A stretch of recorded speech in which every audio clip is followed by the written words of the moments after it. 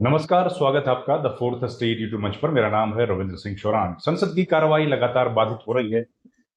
सरकार की तरफ से, विपक्ष की तरफ से अभी तक कोई प्रयास नहीं किया गया है। विपक्ष ने साफ तौर पर कह दिया कि अब समय आ गया है जब सदन के भीतर बुलाया जाना चाहिए अमित शाह को। उन्होंने ये बात सभापति को कही, मल्लिकार्जुन खड़गे। मल्लिकार्जुन खड़गे ने कहा कि स्पीकर की अमित शाह को बुलाया जाना चाहिए। तो ये बात सभापति ने किरण रिजिजू को कहा कि भाई सदन में अमित शाह को आना चाहिए।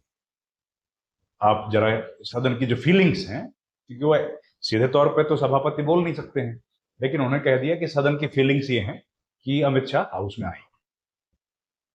तो उम्मीद है आएंगे। अब नहीं आएंगे तो कब आएंगे पता नहीं। इस बीच हमने देखा कि एक खूब बहस हुई आज नेता प्रतिपक्ष मल्लिकार्जुन खड़गे राज्यसभा और किरण रिजिजू संसदीय कार्य मंत्री के बीच में। वो कह रहे थे कि आप, मल्लिकार्जुन खड़गे ने डांटते हुए कहा कि आप मुझे नहीं बताएंगे कि मैं क्या बोलूं, कब बोलूं और कैसे बोलूं। ये मेरी मर्जी है, मैं नेता प्रतिपक्ष हूं। और जितना गंभीरता के साथ आप नेता सदन को सुनते हैं, उस गंभीरता के साथ मुझे सुनना पड़ा। आज बहुत ही रौद्र रूप में दिख रहे थे, बहुत गुस्से में दिख रहे थे मल्लिकार्जुन खड़गे। उन्होंने ये बात कही। असल में आप देख रहे हैं कि कई दिनों से लगातार गतिरोध चल रहा है और सरकार की तरफ से बातचीत करने के लिए किरण रिजिजू को भेजा गया राहुल गांधी के पास। राहुल गांधी, प्रियंका गांधी दोनों उस वक्त वहां पर थे। तो राहुल गांधी ने हालांकि किरण रिजिजू को साफ मना कर दिया कि हाउस इस तरीके से नहीं चल सकता। डिलिमिटेशन बिल पर उन्होंने साफ मना कर दिया कि हम लोग इस बिल के खिलाफ हैं। तो सरकार ने अब वो आइडिया लगता है ड्रॉप कर दिया।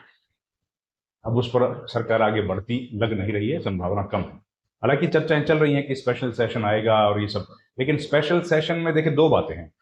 क्या नया सेशन आएगा? तो उसके लिए जरूरी क्या है? अगर स्पेशल सेशन आएगा तो जब ये सेशन खत्म होगा 13 अगस्त को, तो तुरंत 13 अगस्त के बाद 14 अगस्त को या 13 अगस्त की शाम को इस सेशन को प्रोरोग करना पड़ेगा। प्रोरोग का मतलब होता है सत्रावसान करना पड़ेगा।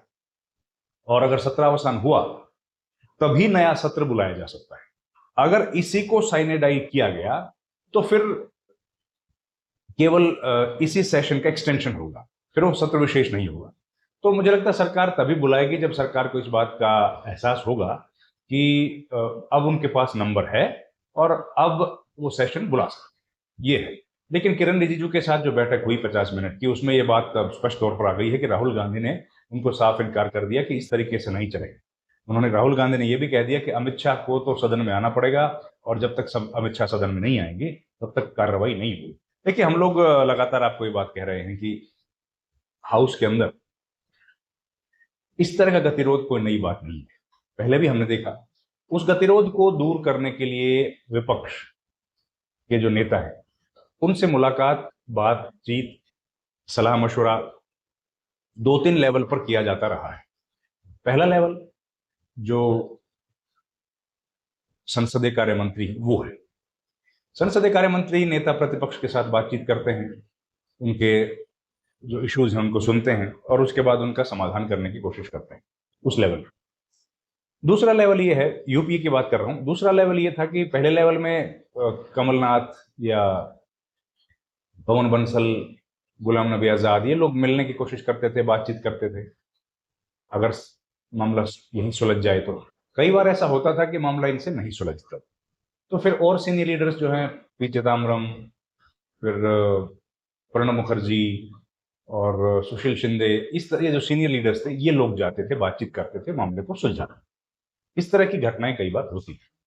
ऐसा गतिरोध पहली बार नहीं हो रहा, लेकिन उसको सुलझाने का एक मैकेनिज्म अब कई बार, और ये सिचुएशन ना आए कि गतिरोध खत्म ना हो, इसके लिए सवेरे 10 बजे बैठक होती थी स्पीकर और चेयरमैन के कमरे में। स्पीकर सब फ्लोर लीडर से मिलते थे, लोकसभा के अध्यक्ष। मैं जब से देख रहा हूं तो सोमनाथ चटर्जी थे, उसके उनके बाद मीरा कुमार आई।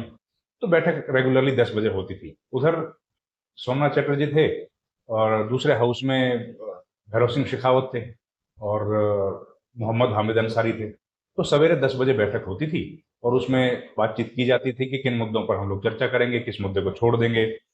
कौन सा, सरकार बताती थी हमारे लिए कौन सा बिल महत्वपूर्ण है, कौन सा नहीं है। अब मामला बदल गया है।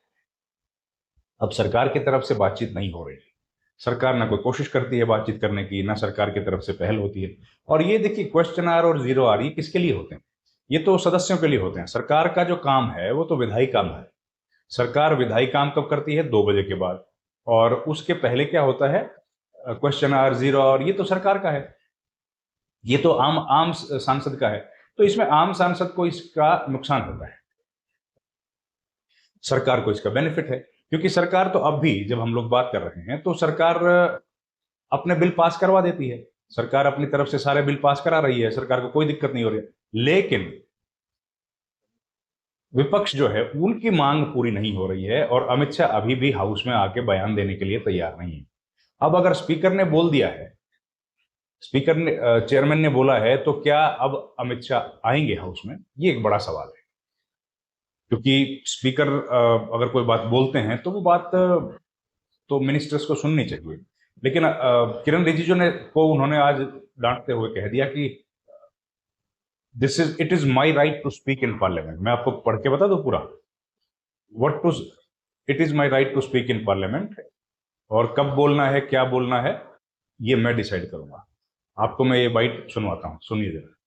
सर, अब रिज्जू से मुझे सीखना पड़ रहा है। अरे रूल माई मिलेगा और आपके चेंबर में आके बोलते हैं, रोज मेरी लिख आकर पढ़ते हैं। ये अगर रूल नहीं पढ़ूंगा, अगर मेरा मैटर अगर नहीं पढ़ूंगा, क्या तुम दिए तो नहीं पढ़े? अरे it is my what to speak, when to speak, how to speak.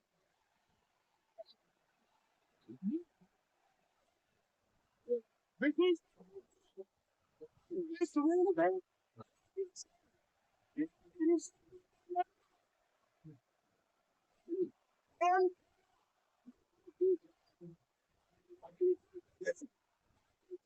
तो खड़गे, आप देखते हैं, जान रहे हैं कि बोलते हैं, और वो यहां तक बोल गए आज तो कि disruption is part of democracy. ये बात जेटली बोलते थे, इसी पद पर थे। उन्होंने कह दिया कि disruption is part of the democracy. खैर, संसद की कार्यवाही अभी चल रही है, लेकिन स्लो, हाउस चल नहीं रहा, स्लो है। थोड़ा काम होता है, थोड़ा रुक जाता है। सरकार के बिल पास हो जाते हैं, लेकिन डिस्कशन नहीं होता है। अब देखते हैं क्या कब तक ये चलेगा। इस वीडियो में इतना ही। तो बहुत बहुत धन्यवाद। Thank you very much.